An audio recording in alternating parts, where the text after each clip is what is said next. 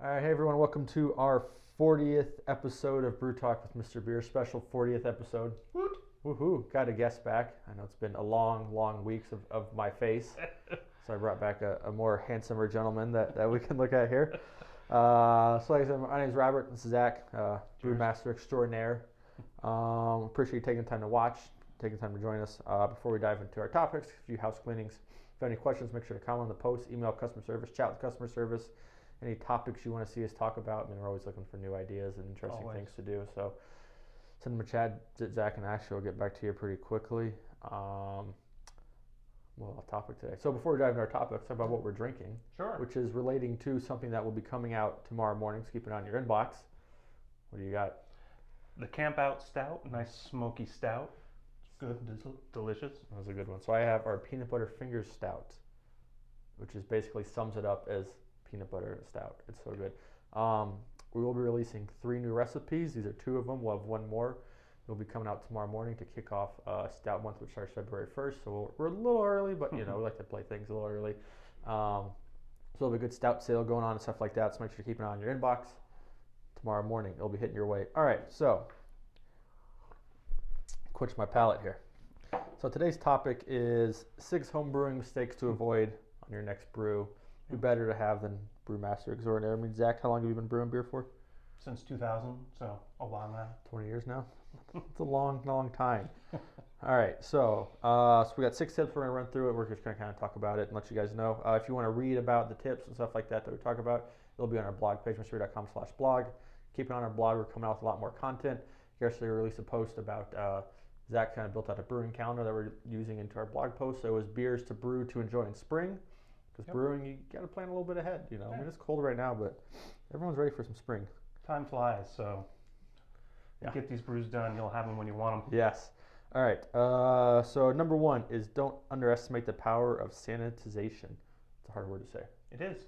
But it's extremely important. I think that's a lot of stuff that people just overlook. It's just like a ancillary thing that you have to do that a lot of people don't enjoy doing. Yeah. I mean, it's never fun just spending your time cleaning, but it is worth its weight because you're basically creating a feast for one particular organism. And if you don't sanitize, you're letting anybody who wants to chew in. So, yeah, that's not good. I mean, everyone gets infected batches once in a while, but I think for the most part, we've been pretty good here. Yeah. We had a little issue flying on the office, but I mean, I know Zach's a hardcore sanitizing everything. I mean, our brew room is always spotless. It's clean.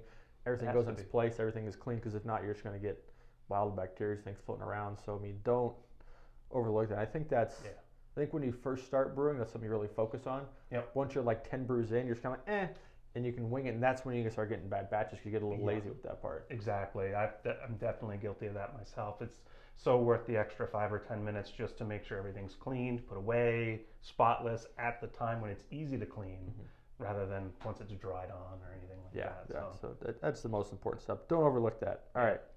Next one is pretty simple, and that's kind of what Mr. Beer is. Don't overcomplicate the brewing process. I think people can want to create things, change things, add things when it's not really necessary. That's why our instructions and everything we do has been created by Zach and Ashley to follow these processes of what works and what works well. So when you start kind of going your own way, you can get some weird stuff going on. Yeah, and I mean, I'm all for experimentation. It's what we do here to make these new recipes, but you got to have some of the solid foundations first. So it's good to have a few brews under your belt of just doing it a couple of times in a row to make sure you've got the style nailed down. And then, do I want to add cherries? Do I want to add a different grain? Do I want to add a different hop? Then you can start going on. But things like the bottling process, sanitizing process, all that stuff is pretty rote. There's no need to go off track on those. Yeah.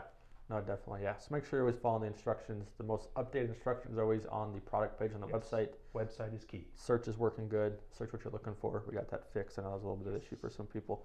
All right, so this is the thing I think I see a lot in the group where people are wanting to kind of like filter their beer or clear their beer. Now, we talked about a few videos ago, we talked about cold crashing and what that does, and the little tip that you gave me about propping up your fermenter. It seems to kind of be the only way that you should do for home brewing. Yeah, most of the time, I mean, you're going to have some residual sediment anyway. It's the process of natural carbonation in the bottle, and that's just going to be part of your journey.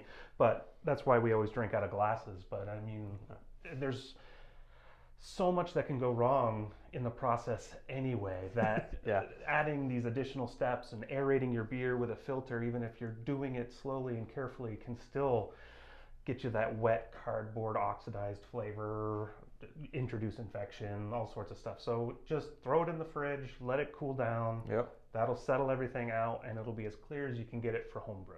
Yeah, and that's always different. We're not using professional brewing grade equipment, so Right. I mean, you can go and find Werflock and Irish Moss and stuff like that, but it's not really necessary for what we're doing. as long as you're making good beer, man, that's all that matters. Yeah. This is one that people, I think, new brewers are excited about, of opening their fermenter during fermentation, unless we've instructed you to open it for adding additional ingredients. But for the most part, you're gonna keep that bad boy closed and just leave it alone. Yeah, because the things that can infect your beer basically fall straight down. So when you take the lid off, you're just, ta-da, presenting that tasty feast to whoever wants to come in. So keep it closed unless you're putting in your hops. If you put in your dry hops or any other additions, do it fairly quickly. Yeah. Try not to make it splash, just pour them in, seal it up, be done.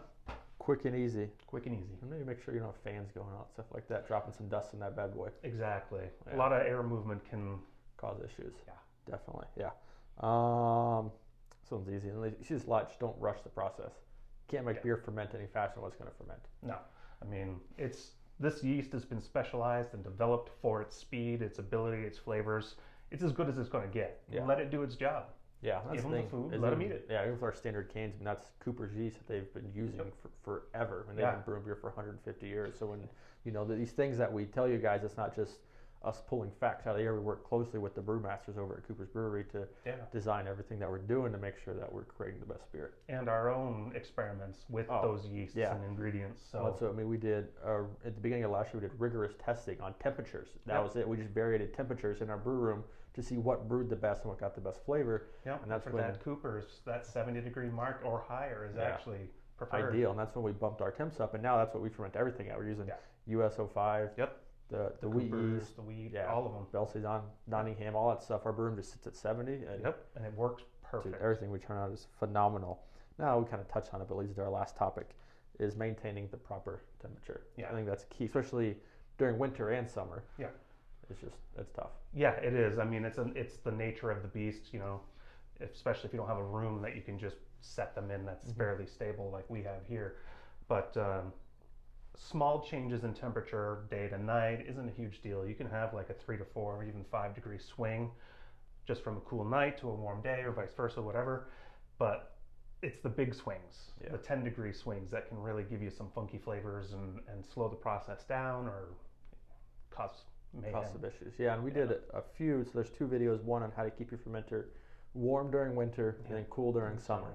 So check those out. Those are tips I got from Zach. So, a lot of stuff that I'm talking comes from Zach.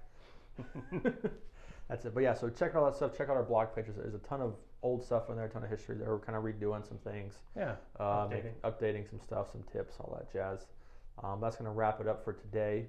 So make sure that you guys have a great weekend. Wherever you see our blog, Facebook, Instagram, YouTube, Twitter, Pinterest, on our website, like, comment, post, share, something. Just let us know that you're enjoying it. We really appreciate it. Helps us, know that we're doing a good job and turning out good content. Thrive on feedback. We get ideas from customers all the time for things to try out. Some of them make it, some of it don't. But just hit us up. We're happy to play. We love beer. Yes, that we do. So we will wrap it up.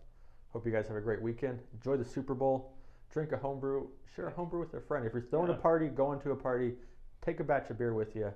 Show the people what you're doing. I think they'll be really surprised at the beer you brewed in your house.